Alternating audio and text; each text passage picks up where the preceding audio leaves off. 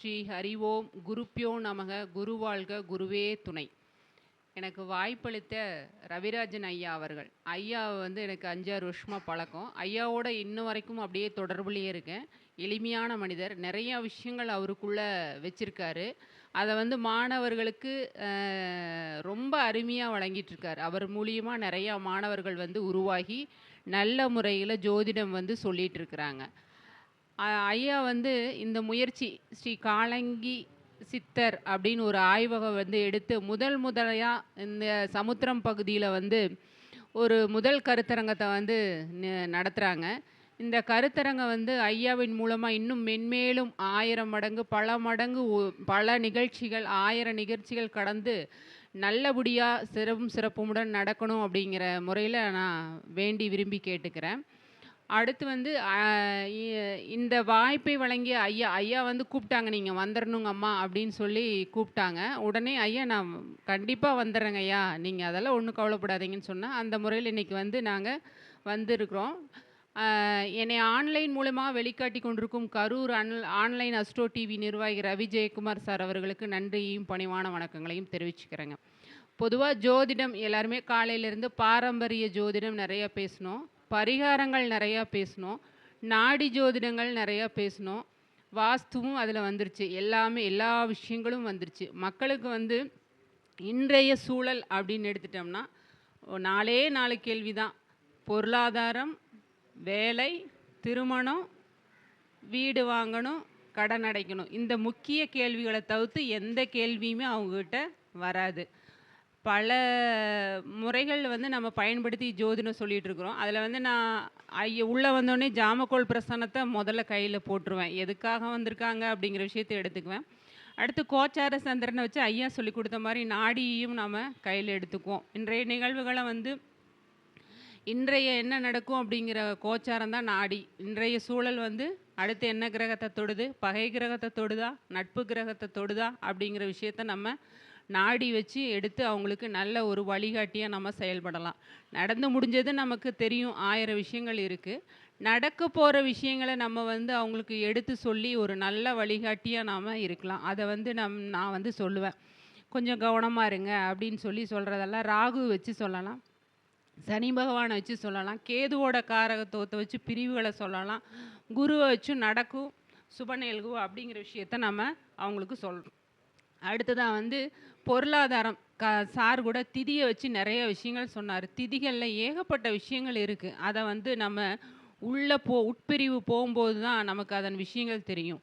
ஒவ்வொரு கிரகமும் அது என்ன டிகிரி கம்பல்சரி நம்ம டிகிரி கணிதம் எடுக்கணும். அதில் வந்து 12 டிகிரிக்கு ஒரு திதி எடுக்கிறோம். இப்படி வந்து நம்ம எடுத்து அதுக்கு ஒவ்வொரு பலன்களை சொல்லலாம். நம்ம சக்திவேல் ஐயா சொன்னார், ராசியை மட்டும்தான் நம்ம வந்து எல்லாருமே சொல்கிறாங்க, நவாம்சத்தை வந்து யாருமே கையில் எடுக்கலின்னு. நவாம்சத்துலேயும் 1000 விஷயங்கள் இருக்குது. நவாம்சத்தை கையில் எடுத்தோம்னா ஏகப்பட்ட விஷயங்கள் நம்ம எடுத்து பலன் சொல்லலாம். பொருளாதாரம், ஒரு ஜாதகத்தில் வந்து பொருளாதாரம் அப்படிங்கும்போது 3 கிரகங்கள் தான். சந்திரன், குரு, சுக்கிரன் 3 கிரகத்தை கையில் எடுக்கணும். அன்றாட ஜீவனம், அன்றாட பொருளாதாரத்துக்கு சந்திரனை கையில் எடுத்துக்கலாம். சுக்கிரன் லட்சக்கணக்கில் லட்சத்தில் உள்ள பணங்களை எல்லாம் சுக்கிரனை வச்சு எடுத்துக்கலாம். குரு கையில் எடுத்தோம் அப்படின்னம்னா பெரும் பணம், இப்போ லட்சத்துக்கு மேலே கோடிக்கணக்கான பெரும் பணங்களையெல்லாம் நம்ம குருவை வச்சு எடுக்கலாம். அப்படிங்கும்போது ஒரு ஜாதகத்தில் சந்திரன் கெட்டு போச்சு அப்படின்னா அவனுக்கு அன்றாட ஜீவனத்துக்கான பணம் கிடைக்கிறது ரொம்ப கஷ்டமாக இருக்கும் அப்படிங்கிற விஷயத்தை எடுக்கலாம். சுக்கிரன் கெட்டு போச்சு அப்படின்னா அவனுக்கு லட்சக்கணக்கான வரக்கூடிய பணங்கள் வந்து கிடைக்காது அப்படிங்கிற விஷயத்த நம்ம எடுத்து சொல்லலாம். குரு அந்த ஜாதகத்தில் கெட்டிருந்தார் அப்படின்னா பெரும் பணங்கள் வந்து அவருக்கு வர்றதில் நஷ்டம் ஏற்படும், பொருளாதார பெரும் கஷ்டங்கள் ஏற்படும் அப்படிங்கிற விஷயத்த நம்ம எடுத்து இந்த 3 கிரகத்தை வச்சு நாம் பதில் சொல்லலாம். இந்த 3 கிரகங்கள் தான் பொருளாதாரத்துக்கு உண்டான கிரகங்கள். இதில் வந்து நான் வந்து எனக்கு அதிகமாக சதீஷ் ஐயா சொன்ன மாதிரி காலபுருஷ தத்துவப்படி நான் கன்னி லக்னம், எனக்கு 2ஆம் இடம் வந்து துலாமு. அதில் வந்து நான் எது அதிகமாக எனக்கு வருது அப்படின்னா திருமண பொருத்தங்கள் தான் அதிகமாக வரும். திருமண பொருத்தத்தை தான் அதிக ஜாதகங்கள் கொண்டு வருவாங்க. கூப்பிடுறதே திருமண பொருத்தத்துக்கு தான் கூப்பிடுவாங்க. 10 ஜாதகத்த கொண்டு வந்து குடுத்துருவாங்க. நம்ம முகத்த பார்த்துக்கிட்டே இருப்பாங்க. அப்படி பார்க்கும்போது திருமண பொருத்தம் அப்படிங்கிறது அவங்களோட வாழ்க்கையவே நம்மகிட்ட வந்து ஒப்படைக்கிற வேண்டிய ஒரு விஷயம். அது வந்து பொறுமையா தான் நம்ம பார்த்து பலன் சொல்லணும். அவசரப்பட்டு 5 நிமிஷத்துல பார்க்கவே முடியாது. அப்படி இருக்கும்போது அத வந்து நம்மட்ட 10 ஜாதகங்கள குடுத்துருவாங்க. டக்குனு வந்து நம்ம முகத்த அடுத்த செகண்ட் பார்ப்பாங்க. அடுத்த செகண்டே வந்து நம்ம அவங்களுக்கு பதில் சொல்லணும் அப்படிங்கிற மாரி விஷயத்த. அப்படி கண்டிப்பா சொல்லவே முடியாது. அப்படி உங்ககிட்ட வந்து திருமண பொருத்தம் பார்க்க எத்தன ஜாதகம் கொண்டு வந்தாலும் பயப்படாதீங்க. பிரசன்னத்தில வந்து நீங்க கொண்டு வந்து குடுத்தோனே ஜாமக்கோல் பிரசன்ன போட்டுக்குங்க. அதில வந்து உங்க குரு புதன் எடுத்துக்கங்க. திருமண பிரசன்னத்தில வந்து புதன் தான் காரக கிரகம். புதன கையில எடுத்துக்குங்க. கையில எடுத்துட்டீங்க அப்படின்னா, அவங்க கொண்டு வந்த நேரத்தில பிரசன்னம் போட்டப்ப புதன் வந்து 3, 6, 8, 12ல மறைஞ்சாலும், நீசமானாலும், அந்த கொண்டு வந்த அத்தன ஜாதகங்களே பொருத்தம் வராது அப்படிங்கிற விஷயத்த டக்குனு 1 செகண்ட்ல எடுத்துற முடியும். எடுத்துட்டாலும் நம்ம வந்து அத பார்க்கும்போது அத்தனை ஜாதகங்களுமே பொருத்தம் வராது. அது உண்மையா இருக்கும். அத வந்து நீங்க ஆய்வின் மூலியமா தெரிஞ்சுக்கலாம். இத வந்து நீங்க பயன்படுத்தி பாருங்க. ஒரு ஜோதிடருக்கு வந்து திருமண பொருத்தம் பார்க்க வந்தீங்கன்னா, கொஞ்சம் டைம் குடுங்க. சரியா? டைம் குடுத்து அவங்ககிட்ட வந்து உங்க ஜாதகத்த குடுங்க. உங்க ஜாதகத்தில் கொடுப்பனை எப்படி இருக்கு அப்படிங்கிற விஷயத்த தெரிஞ்சுக்குங்க. அ எந்த மாரி திருமணம் நடக்கும்? எப்படி நடக்கும்? எந்த பொண்ணு அமையும்? வேலைக்கு போற பொண்ணு வருமா? இல்ல எனக்கு வேலைக்கு போகாத பொண்ணு வருமா? பொருளாதார ரீதியா சிரமப்படும் குடும்பம் வருமா? அப்படிங்கிற விஷயத்த தெரிஞ்சுக்குங்க. உங்க ஜாதகத்த நீங்க குடுத்து ஜோதிடர்ட்ட கேட்டு தெரிஞ்சுக்குங்க. அதுக்கப்புறம் நீங்க வந்து பொருத்தம் பார்க்க ஆரம்பிங்க. இன்றைய சூழல்ல திருமணம் லேட் ஆகறதுக்கு காரணமே இந்த மாரி காரணங்கள் தான். நேத்து ஒரு ஃபேமிலி வர்றாங்க. அம்மா, அப்பா, அண்ணன், அண்ணி, 2 குழந்தைங்க, அந்த பையன். மொத்தம் ஒரு 4, 6, 7 பேர் வர்றாங்க. தம்பி அவனுக்கு வயசு வந்து 25 தான் ஆகுது. அவன் ஜாதகத்த குடுத்து கேட்குறாங்க, திருமணம் பண்ணணும். சரி ரைட்டு. மிதுன லக்னம் 7ல சந்திரன், கேது, மாந்தி. திருமணம் பண்ணணும். எப்படி பண்ணணும்? அப்படிங்கிற விஷயத்த நம்ம வந்து பொறுமையா நாசூக்கா சொல்றேன். ஏன்னா 25 வயசு பையனுக்கு வந்து நீ வாழ்க்கை இழந்த பெண்ண கல்யாணம் பண்ணு, விடவ பெண்ண கல்யாணம் பண்ணு. அப்பதான் உன் திருமண வாழ்க்கை சிறப்பா இருக்குன்னு எப்படி சொல்றதுன்னு மனசுக்குள்ள யோசனை பண்ணிட்டே இருக்கேன். அப்புறம் நானு சரி ஒரு விருப்பம் வந்திருக்கும். விருப்பம் வந்து தடையா இருக்கும் அப்படின்னு சொல்றேன். ஆமாங்க. ஒரு பொண்ண விரும்புறான். அந்த பொண்ணு எங்க அப்பா சம்மதம் சொன்னா தான் கல்யாணம் பண்ணிக்குவேன். இல்லைன்னா உன்னை கல்யாணம் பண்ணிக்க மாட்டேன்னு சொல்லுது. இவனும் வேற பொண்ண வேண்டாங்கிறான் அப்படின்னு சொல்றாங்க. சரி அது பார்ப்போம். கோச்சார கேது போறாரு. 7ஆம் ஆதி மேல போம்போது அந்த பிரிவ பிரிச்சு விட்டுருவாரு. இப்ப திருமணம் கிடையாது. நாடியில வந்து 7ஆம் ஆதி மேலயோ, அடுத்து வந்து காரக கிரகமான ஆணுக்கு சுக்கிரன் மேலயோ கேது போம்போது அத பிரிச்சு விட்டுருவாரு. அப்படின்னு சொல்லி நாம சொல்றோம். அந்த காலகட்டங்கள்ல திருமணம் பண்ணக்கூடாது அப்படிங்கிற விஷயத்த நாம எடுத்து அவங்களுக்கு வழிகாட்டலாம்.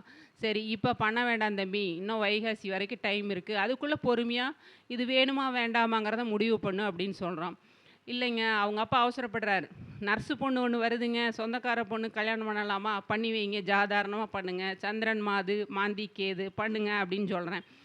அத மனசுக்குள்ள வச்சுக்கிட்டே சொல்றேன். அப்புறம் வந்து அவங்க இல்லைங்க இவன் ஒத்துக்க மாட்டேங்கிறாங்க. எங்க ஃபேமிலி ஒத்துக்க மாட்டேங்கிறாங்க. எங்க அம்மா என் மனைவியே வேண்டாங்கிறாளுங்க. ஏன்னா பொண்ணு வசதி இல்லைங்க அப்படிங்கிறாங்க.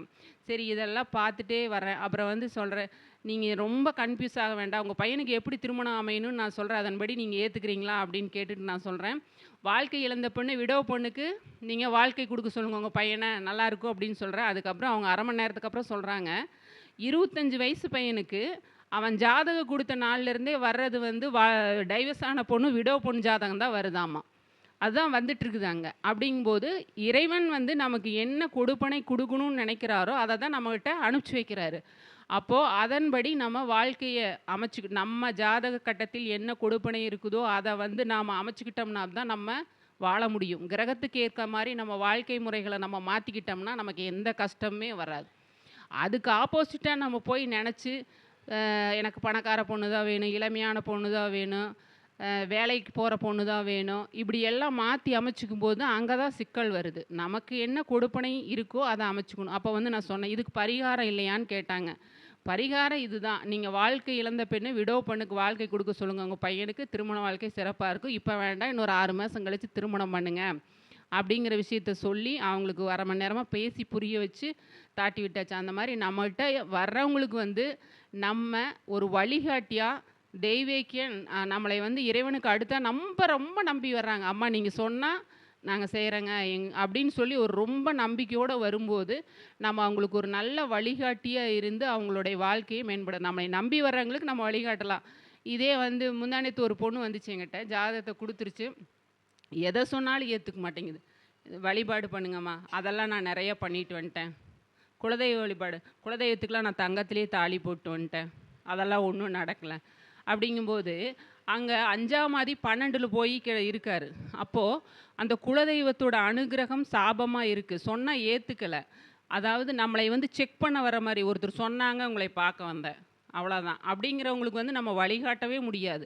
இப்படி நான் உங்களை நம்பி வந்திருக்கேன், நடக்குமாங்க பாருங்க அப்படின்னு சொன்னா, நம்ம அவங்களுக்கு நம்ம சொல்லும்போது கரெக்ட்டா இருக்கு. நான் வந்து ஜாதகத்த மூடி குலதெய்வத்த வந்து ஆப்போசிட்டா பேசும்போது ஜாதகத்த மூடி கையில குடுத்துட்டேன். அம்மா நீங்க உங்களுக்கு இன்னைக்கு பலன் வரல.